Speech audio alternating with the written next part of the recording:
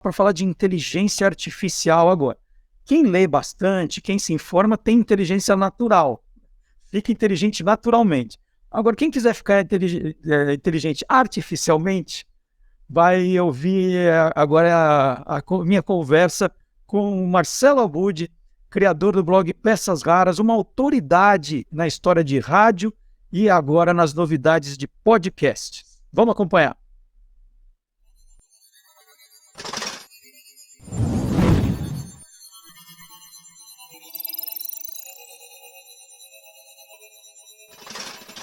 Hoje pode, com Marcelo Abud. Bom dia, Marcelo Abud! Bom dia, Marcelo Duarte. Um prazer estar aqui novamente. Bom dia a todo mundo, boa tarde, boa noite, boa madrugada a todo mundo que nos acompanha a qualquer momento, em qualquer lugar. É isso aí.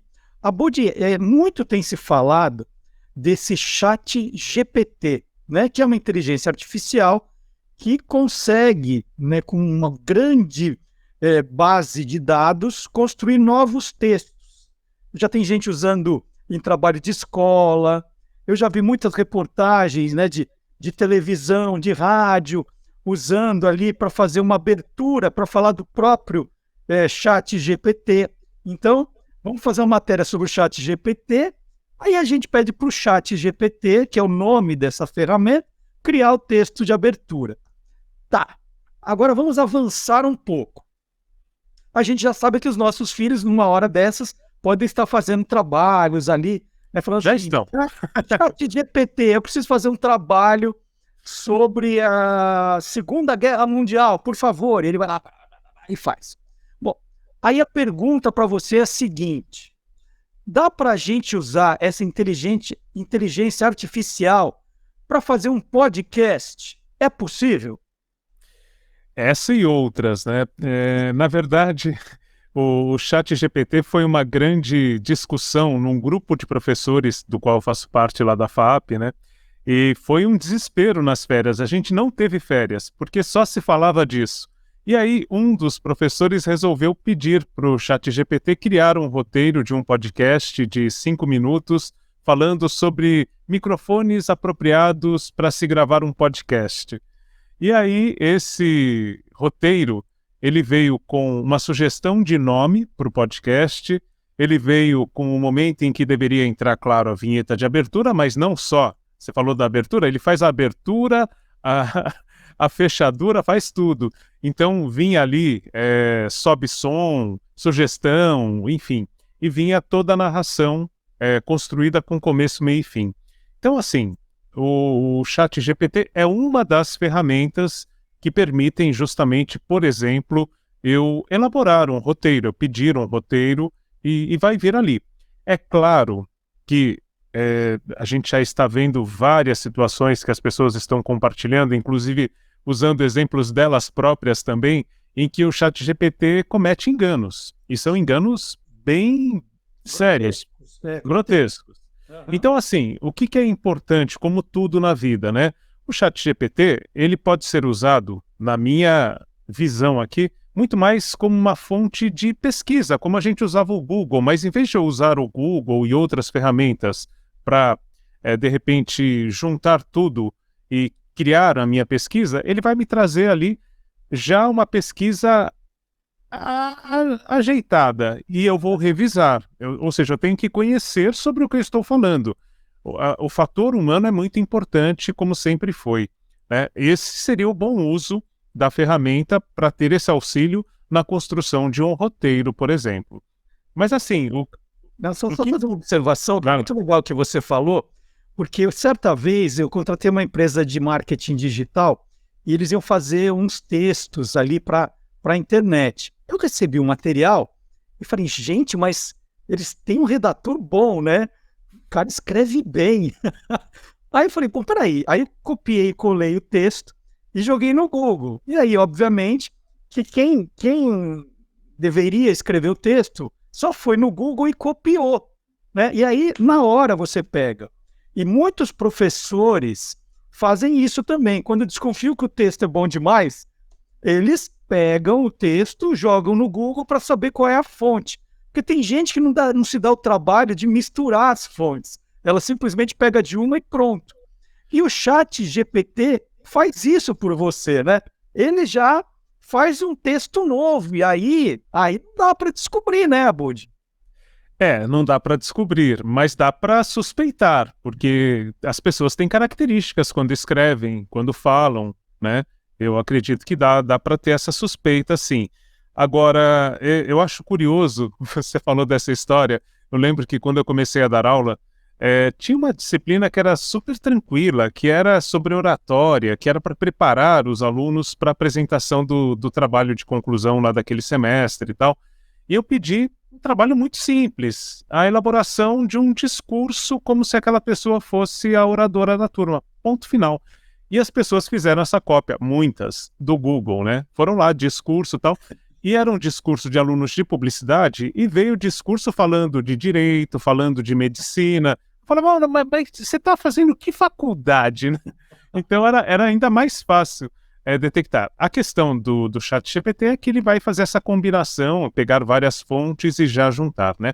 Então, mas assim, indo além do ChatGPT, para a questão do podcast em si, eu produzi um material sobre deepfake, né? Sobre mais do que a fake news que a gente já vem consumindo há algum tempo, mas que a gente tem pessoas falando coisas que elas nunca disseram, por exemplo, pessoas famosas, né? E aí eu fui mergulhando um pouco nesse universo das ferramentas de inteligência artificial. E aí sim eu me espantei, porque eu usei uma ferramenta para criar a trilha sonora, é uma trilha sonora única, dando alguns... da mesma forma, o ChatGPT é um robô de linguagem, né? Então tem um de trilha que você vai dar os comandos, você define o ambiente da música, você define o gênero, você dá elementos, vai criar uma trilha original. Esse é o ponto. Outra ferramenta permite que a gente use vozes de locutores profissionais lendo o seu texto. Com entonação, você pode dizer, Zé, com uma pessoa... essas ferramentas todas oferecem pacotes limitados, né, para que você use até um certo ponto, e depois, se você for fazer um volume muito grande, você paga ali um valor, mas é um valor muito menor do que contratar um locutor, colocar no estúdio, ou esse locutor, essa locutora, gravar na própria casa, né? Você pagar o cachê é mais alto. E são profissionais, brasileiros e brasileiras, fazendo essas vozes. Não é uma voz, como já foi em algum tempo, que ficava robotizada, que ficava aquela leitura monótona. Não é mais isso.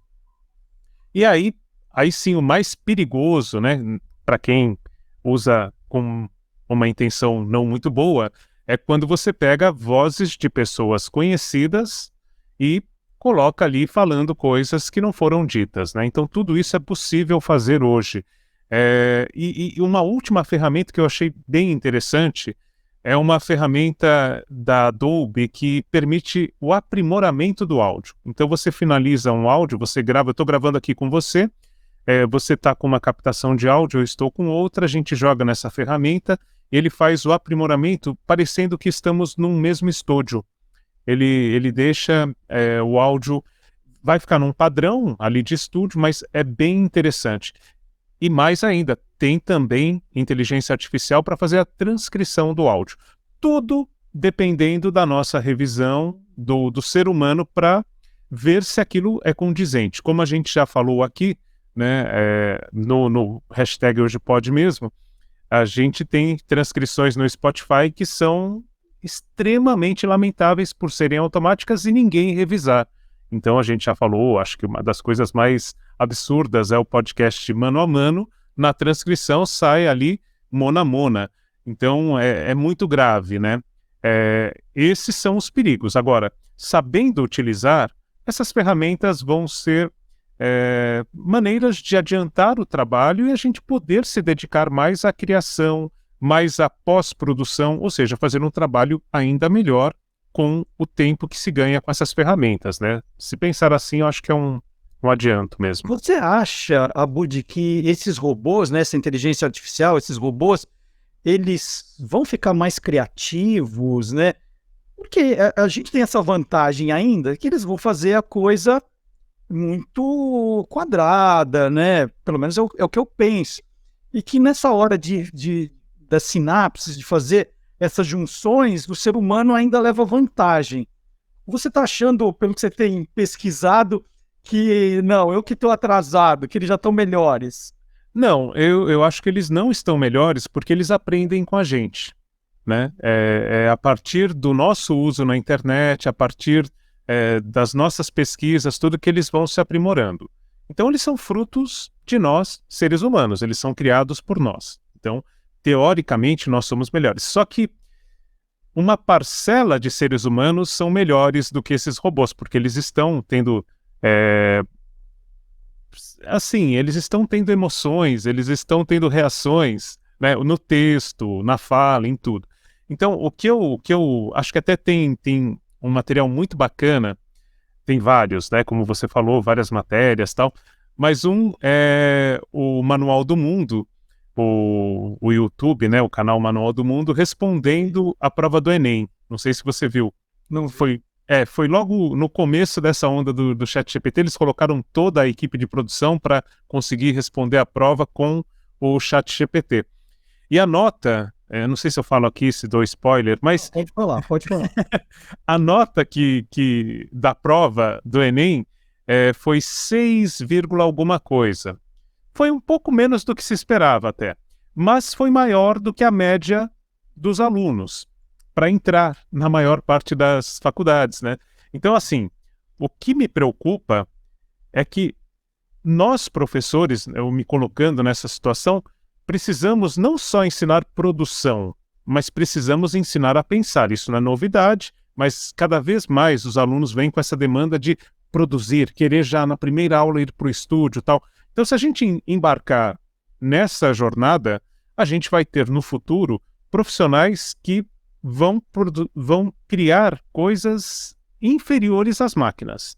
E a gente já tem esses profissionais, né? Tem textos feitos por inteligência artificial que são melhores do que a média dos textos feitos. Tal. Então, para quando você vai fazer algo que é muito básico, a inteligência artificial talvez já esteja sendo mais criativa do que as pessoas que estão desenvolvendo esses conteúdos.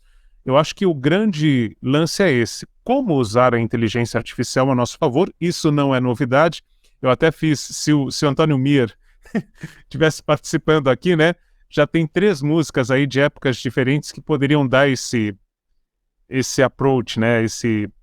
Essa noção de como a inteligência artificial vem evoluindo. Pô, a gente tem uma música Cérebro Eletrônico do Gilberto Gil de 1969, né? Que já coloca essas questões, mas diz que o cérebro eletrônico não pensa, né? Não é capaz de ter emoção, mas ele tá ali.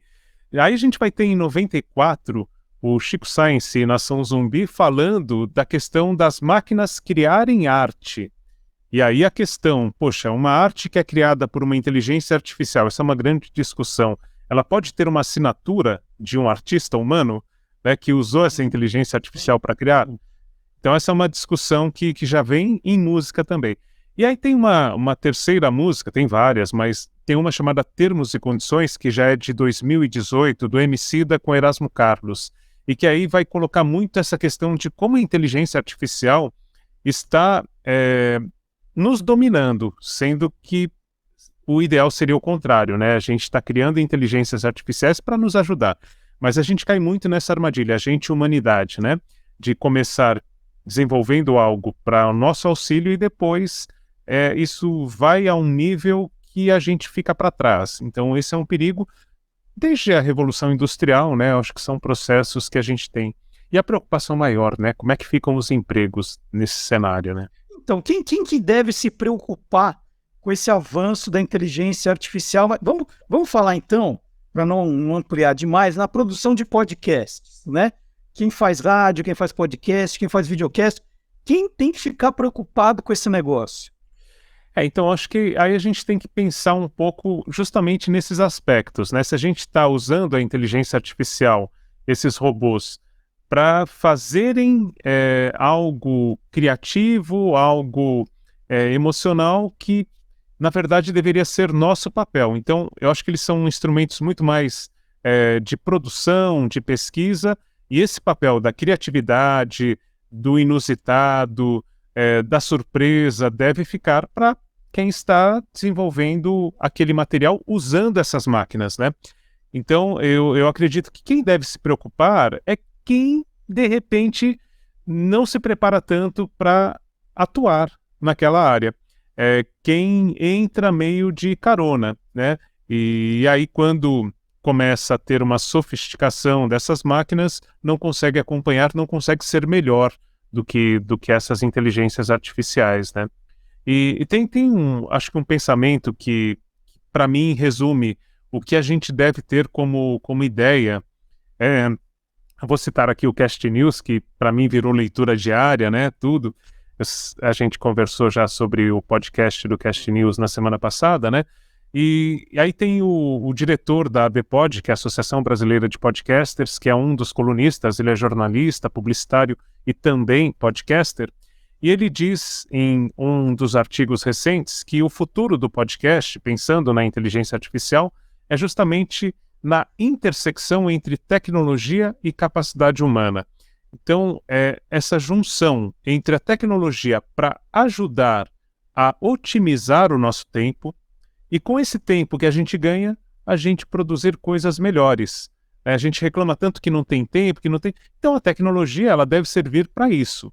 E aí, com esse tempo que a gente ganha, o aprimoramento, o nosso estudo, a nossa leitura, o nosso empenho, a nossa experiência, né? Não ter medo de fazer coisas diferentes e errar também, e depois ter esse tempo de corrigir. Então, a tecnologia ela pode nos ajudar nesse sentido. Eu acredito que esse é o ponto.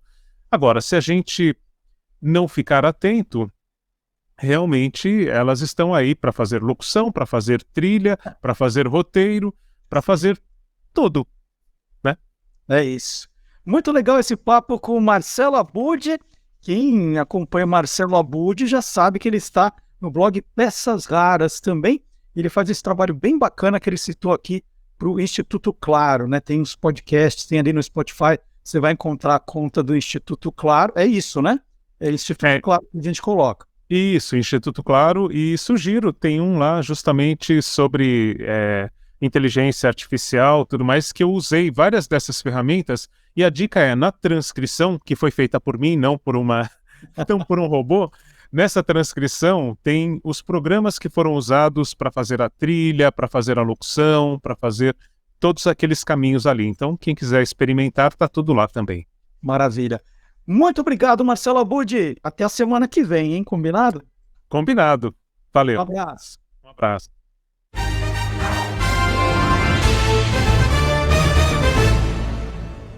Acompanhe no portal do Instituto Claro ou no Spotify como Letramento Digital Combate Deepfakes.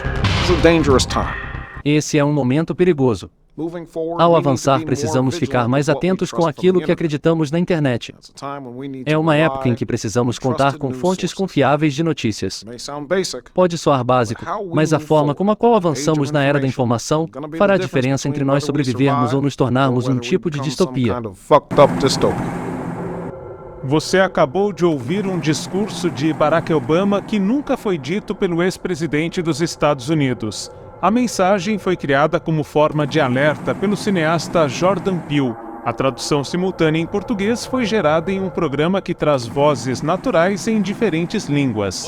O podcast está sensacional, vai ouvir no portal do Instituto Claro ou no Spotify